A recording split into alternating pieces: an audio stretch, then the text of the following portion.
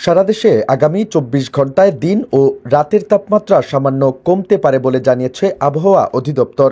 রোববার বাংলাদেশ আবহাওয়া অধিদপ্তরের আবহাওয়াবিদ হাফিজুর রহমান স্বাক্ষরিত ৭২ ঘন্টার পূর্বাভাসে এ তথ্য জানানো হয়েছে।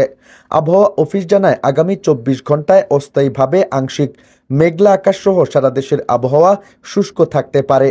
তবে মধ্যরাত থেকে সকাল পর্যন্ত সারা দেশের কোথাও কোথাও মাঝারি থেকে ঘন কুয়াশা পড়তে পারে এবং তা দুপুর পর্যন্ত অব্যাহত থাকতে পারে। ঘন কুয়াশার কারণে বিমান চলাচল, অভ্যন্তরীণ নদী পরিবহন এবং সড়ক যোগাযোগ সাময়িকভাবে ব্যাহত হতে পারে। সেই সঙ্গে সারা দেশে রাত এবং দিনের তাপমাত্রা সামান্য কমতে পারে।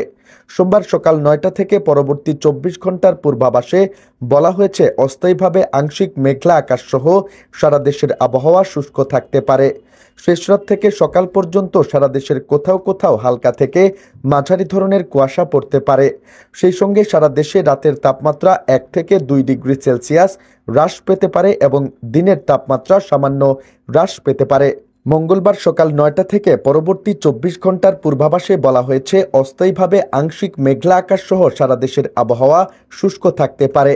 শেষ রাত থেকে সকাল পর্যন্ত সারা দেশের কোথাও কোথাও হালকা থেকে মাঝারি ধরনের কুয়াশা পড়তে পারে। সেই সঙ্গে সারা দেশে রাত এবং দিনের তাপমাত্রা সামান্য বৃদ্ধি পেতে পারে। এছাড়া আগামী ৫ দিনের শুরুতে তাপমাত্রা হ্রাস পেতে পারে।